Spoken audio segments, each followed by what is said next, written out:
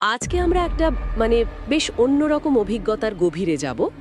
গল্পের শুরুটা হচ্ছে একটা গ্রামের চায়ের দোকানে, দুর্গাপুজোর ঠিক আগে আগে।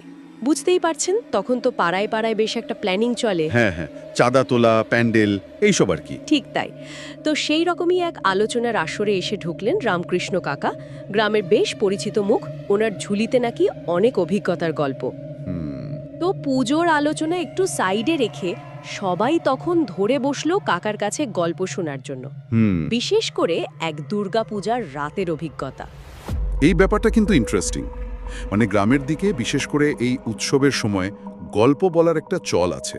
এটা শুধু টাইম পাস নয়, ঠিক। অনেক সময় এর মাধ্যমে পুরনো দিনের কথা, বিশ্বাস, এমনকি ভয়ও যেন ভাগ করে নেওয়া হয়। কাকার গল্প বলার এই শুরুটা সেই দিকটাই মনে করিয়ে দেয়। তো কাকা বলতে শুরু করলেন। সালটা ছিল ১৯৭৫, মানে ওনার তখন বেশ ভরা যৌবন। ওহ, বেশ আগের কথা। হ্যাঁ, উনি আর ওনার ৪ বন্ধু, নিতাই, ভোলা, সুবীর আর মুরারি। ওরা ৫ জন মিলে ঠিক করলো মুরারির মামার বাড়ি যাবে পুজো দেখতে, রানাঘাটের কাছে পল্লবপুর গ্রাম। বাইরে পুজো দেখতে যাওয়া বন্ধুদের সঙ্গে বেশ একটা অ্যাডভেঞ্চারের ব্যাপার ছিল নিশ্চয়ই তখন। অবশ্যই। তো ওরা পৌঁছালো পল্লবপুরে সপ্তমীর বিকেলে।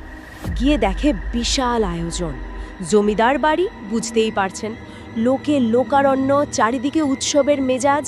বাহ। কিন্তু একটা সমস্যা হলো, এত অতিথি যে রাতে থাকার জায়গাও আর পাওয়া গেল না। সেটা তো একটা মুশকিল হলো তাহলে। তখনই ওদের চোখে পড়ল গ্রামের একদম শেষ প্রান্তের একটা বাড়ি। অন্ধকার, বেশ ভাঙাচোরা চেহারা, একতলা বাড়ি, দেখেই বোঝা যায় বহুদিন পরিত্যক্ত।